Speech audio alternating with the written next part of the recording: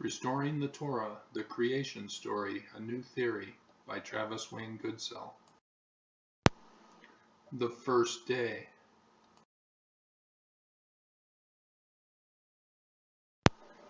Genesis chapter 1, verse 2. The meaning of existings is my definition, since the letters the air of Shu represent life, existence. There is no verb tense, and to translate it as the verb is a much later addition to the Hebrew vocabulary, not representing Paleo-Hebrew meaning. The tau on the end pluralizes the word, which means it cannot go with the land.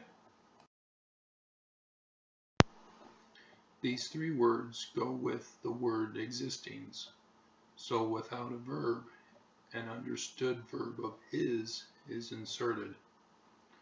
Lifeless comes from the meaning of death of the air, i.e. an emptiness of the earth is the same as being lifeless. The earth will come to life with the addition of plants and animals. Desolation comes from the meaning of man of the air, i.e. without existence of a body, a man is desolate. The earth will gain land in order to provide for plants and animals.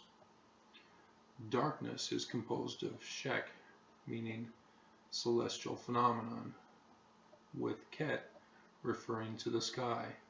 Thus a celestial phenomenon of the sky is darkness. Above means son of the arm, which is above. The conditions or states of the land are above the surface. Face or surface means high priest of the king or kingdom.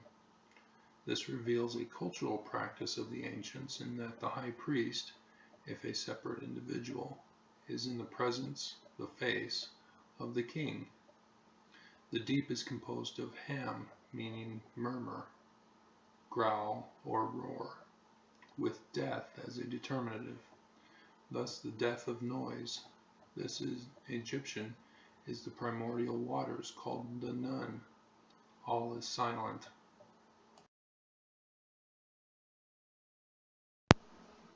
God of the sky is the Egyptian goddess Nut. This is the primordial sky. We just got through explaining the condition of the primordial earth, and now it's the sky's turn. The primordial sky was considered a wind.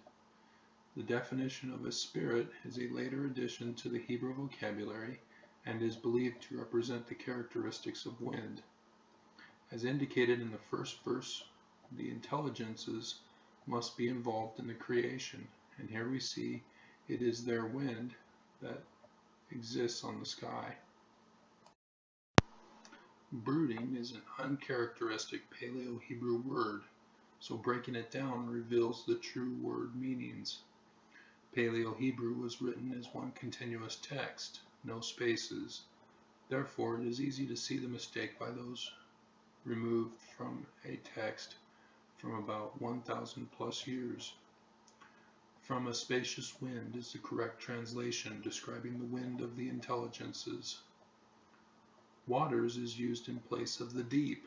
The deep would be the more appropriate word to be used here, though the word waters is contained in the word for sky after the separation.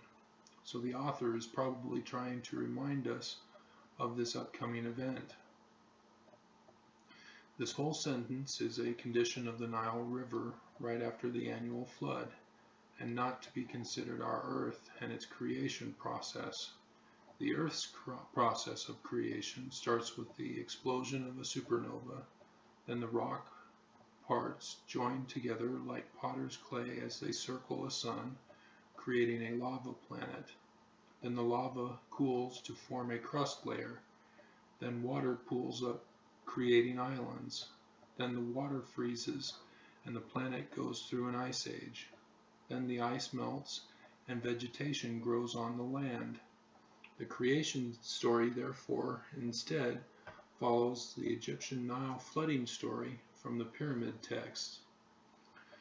The translation for verse 2 now reads, "And emptiness and desolation and darkness are existing of the land above face of deep, and a wind of intelligences is from spacious wind above face of the water."